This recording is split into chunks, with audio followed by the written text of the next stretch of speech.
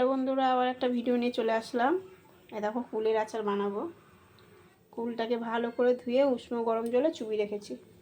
সব বোটা বোটা ছাড়িয়ে সুন্দর করে ধুয়ে উষ্ণ গরম জলে চুবিয়ে রেখেছি। দেখো কীরকম করে করি। ধনেটা নিয়েছি, ধনেটা হালকা ভেজে নিয়েছি, আবার একটু ভাজবো। এখানে মৌরি নিয়েছি, মৌরিটাও হালকা ভেজে নিয়েছি, এটা একটু ভাজতে হবে। আর এই দেখো শুকনো লঙ্কাটা ভাজা হয়নি, শুকনো লঙ্কাটা ভাজছি। লঙ্কাটা ভাজা হয়ে গেছে, এবার মৌরিগুলো একটু গরম করে নেবো। ধনিয়াটাও দিয়ে দেবো।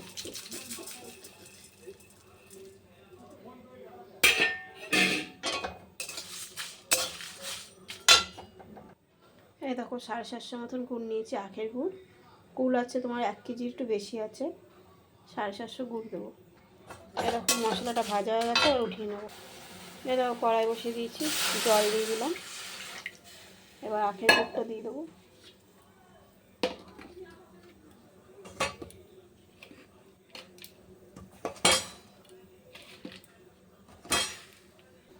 মশলাটাকে গুঁড়ো করে নিই। এই দেখো মিক্সচারে দিয়ে দিয়েছি, এটা গুঁড়ো করে। এই দেখো গুড়টা ফুটে উঠেছে।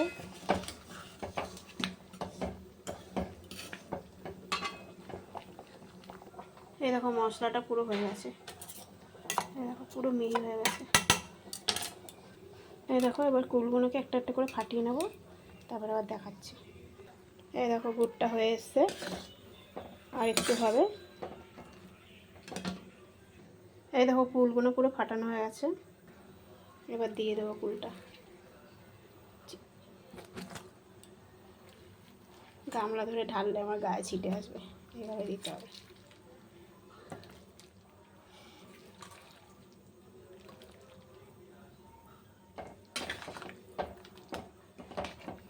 আরও জল বেরোবে।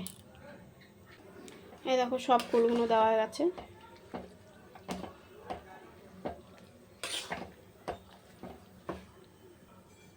গুড়টাতে নুন আছে, নুন বেশি দেবো না, একটুখানি হালকা নুন দেবো, কারণ আখের গুড় তো এমনি নুন কাটা লাগে।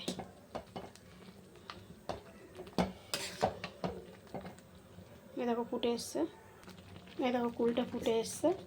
এবার মশলাটা দিয়ে দিই, মশলাটা দিয়ে ভালো করে ফুটাতে হবে।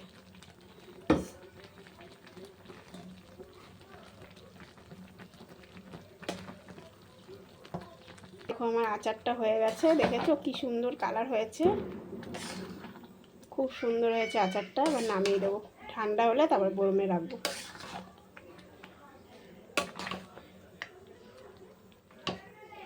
সব কিছু ঠিক আছে, ঝাল ঝাল সব ঠিক আছে।